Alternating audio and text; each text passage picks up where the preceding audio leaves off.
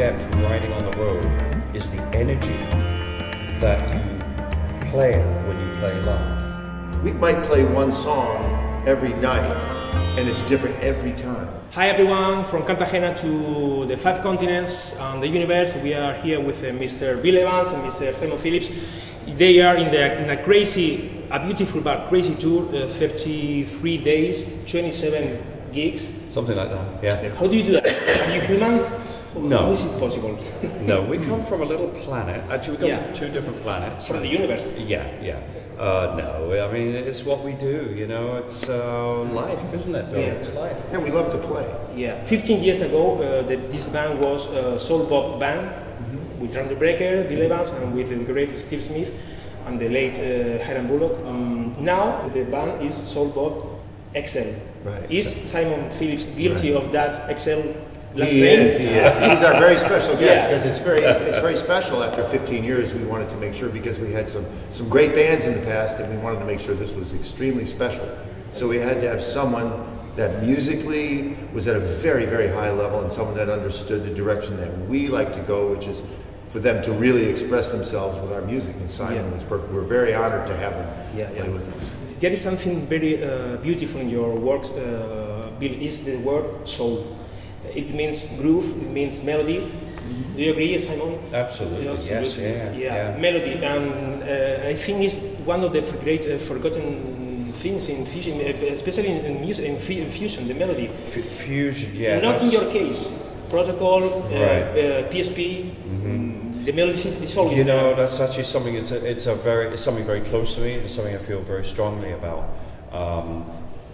Jazz rock, as it was originally known, and then it got this title fusion. It really just became kind of a head, and then a lot of jamming. And I think melody is hugely important, no matter what the music. And so that's what I've always strived to do in my compositions. You know? Rock, fusion, and I think we have a very similar. We found out we have a very similar outlook towards playing music, our attitude towards music, and also not being afraid to try things. And we're not big fans of repetition. Yeah. We always like to do something different every day. You know? New melodies each night. Yeah. PSP, I have mentioned it. PSP, Pino Palladino on bass, Phil Saisse on keyboards. Yeah. I was addicted. I am addicted to Vigilante. Oh wow! Really? Wow. Crazy. It was playing in my car over and over. Wow! Thank you.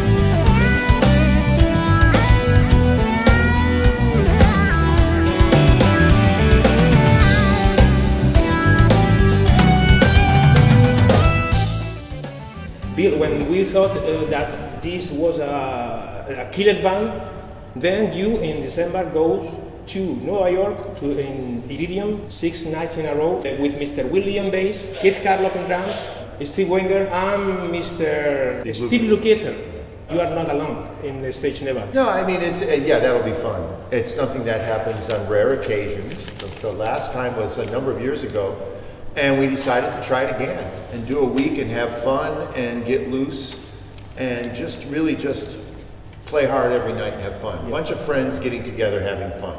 Steve has been traveling all year with Toto and Ringo Starr, and we're playing together, doing a number of shows, weeks. And this is something that's just going to be sort of a release. And the set list is going to be Bill, Steve? The set list is going to be a lot of Lost Lobotomy songs and some, a few of my songs. And then there's going to be, I think, a Jeff Beck tune, Robin Trower tune, Jimi Hendrix. Wow. So something like that. Tenemos que ir a Nueva York, chicos. Yeah, so it's just going to be a lot of fun to open up so everybody to express themselves. Wow. And that's kind of what this is about. Yeah. Because what me and Simon love to do is we love to play hard. We love to express ourselves. And we love to make it different every night. Even though we might play one song every night, and it's different every time. It's a vehicle for us to play. For instance, Simon will play different drum solos, and every single one is different every night. And the same with us. And that's, even when we're tired and we're traveling all the time, that's what motivates us and inspires us to get up on stage every night and do what we do. That's motivate 27 gigs in 33 days. Yeah. Then Europe up, Europe down, Simon, in a time where every drummer, the 90% goes with earphones and a click track, then Simon goes without earphones and without click track, with your internal clock. What's your opinion about playing live with a click track? I understand it, and I think for certain shows it's important. Without sequences? Yeah, with dancing, big shows like that. But you know, we always did it without, and to me it just restricts you. You can't change the arrangement. And even in rock and roll, my attitude is I have a very jazz improvisational approach to it, because I like things to change, you know. I think it's a little bit of a shame. The other thing is that for young musicians, they're growing up playing always to a click. Yeah. And so they're not experiencing what it's like to build their own internal clock, and for the rest of the band to, you know, play together and learn how to play in time. You always says, correct me if I'm wrong, that it's very important to know how to play with a click, and very important play without. Yes. Without. It is, absolutely, yeah. You both produce your own music, and for other people, it's possible to produce on the road. We might. We've been talking talking about doing something. Yeah, we're talking about doing different things. Do you set up a little studio in your hotel room, for example? Oh, we have no time. Yeah. There's no time. No time, and when there is time, you do it. It is possible. When I've been on a tour where there's been a lot of days off, I carry Pro Tools with me. Yeah. I have done some writing on the road, yeah, absolutely. My last album, Protocol 4, some of that was written on the road, and I've been doing that since the 80s actually, so I've taken rigs out, sequences and stuff, but frankly, it's not always been that successful, you know. The one thing that you do get from writing on the road is the energy that you play at when you play live. Often when we write, I don't know for anybody else, but you write music a little bit in isolation. Yeah. And usually you come back from the road, you're tired, and then by the time you start up again, it's a few weeks.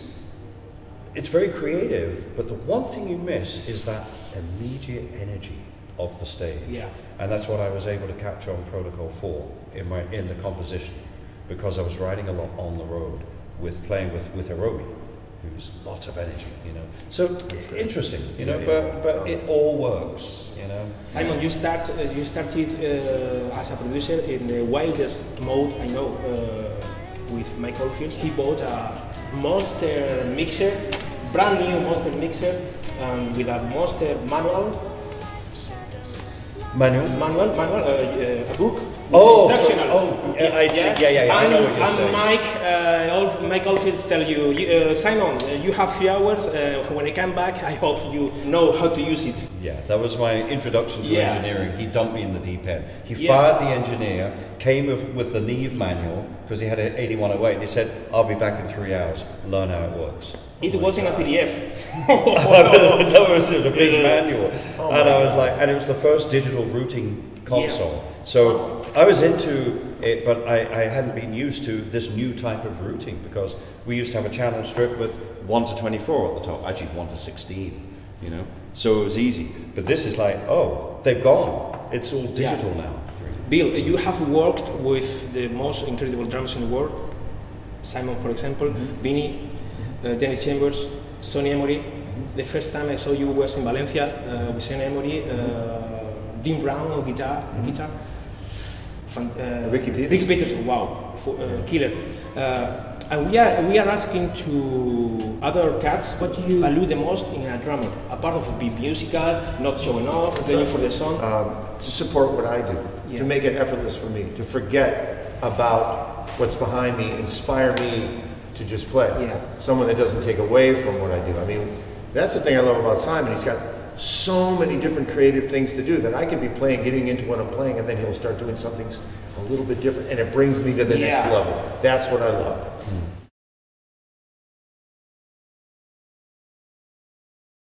And Simon, you as a producer, what do you value the most in a drummer? In a drummer? In the mixing in your Phantom studios. Well, it depends on the music, depends what the job at hand is. But obviously for recording, consistency is very, very important. from an engineering point of view. Because if you're trying to mix a track when the consistency of the snare hits timing, all over the sound. place, well, everything, timing, good sound, but also touch, natural touch to get the tone out of the instrument. And it's something that a lot of drummers, younger drummers, they don't even think about. See, back in the, okay, let's go back only to the 60s because of the recording techniques. You could always tell who was playing drums, right? You could tell it was Lenny White. You could tell it was Alvin. You could tell it was Tony Williams. Yeah. Simon, one thing you mentioned in a clinic was the term transitions. Yes. Yeah. I know a lot of drummers are the slave of takapunkis. Yeah. Takapunkis. Yeah. Small beats, and you are known by melodic feels, even in context, in pop context. Right. Long tones, melodic feels. How can we improve that transition? Wow, I mean, it takes years, you know. I'm going to make a T-shirt with the name Transition. Transition, yeah. I think it's being aware of it. I think maybe people or drummers don't really think so much about it. They don't think of the song. In other words, they don't think of the fills being part of the music of the song. They kind of use just their stock fill. Yeah. But they also don't really concentrate on the transition itself. That's where you get this tempo change sometimes. Yeah. It's like you've got to look through the corner. You know, you're in the car, here's the bend, right? It's not a question, here's a corner coming up, brake, change, turn in, and deal with the corner. You have to look past the corner. Where are you going? You're going on to the next straight. Yeah. The corner is just purely transition from this straight to that straight. And it's kind of like it in music, you know. Another part, another performance is your live performance with Michael Stern and Lukather. Yeah. Do you mix that concept? No, I had nothing to do with it. Have you seen that? Yeah, I've seen it, yeah. It's beautiful. That is the part where a monster tone feels. Yeah. Yes. I'm trying to remember it. Yeah. Smoke and Mirrors.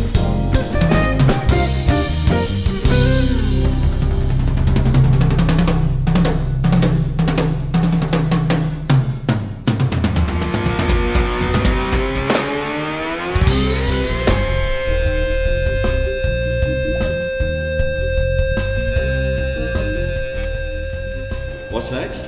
Well, we've got a few more gigs to do on this tour. We've got a lot of traveling. We go to Barcelona tomorrow, and then we go to Poland, and then we go to Leverkusen, Germany. I've seen the tour dates. It's pretty tough. Yeah, it's pretty tough. We appreciate a lot your effort being here. Thank you. I've spoken with Otmaro. Yeah. He joins you with Protocol 4 again. Yes, yeah. Well, actually, it's not going to be called Protocol 4. It's actually a 30th anniversary of Protocol. The first Protocol was released in 1989, so it's 30 years. And so next year is going to be still Protocol, but it's going to be a slightly different band, and we're going to be playing music from all the 4 Protocol records, plus maybe some of the other solo records too. Any chance for a reunion with PSP? Funny you should say that. Philippe and Pino are going to come when I get home. They're going to come and have lunch with me up in Ojai, and we're going to discuss maybe further PSP. Power melodic trio. Yes. Simon, all right. thank you. Thank you very much. Okay, lovely. Enjoy the show.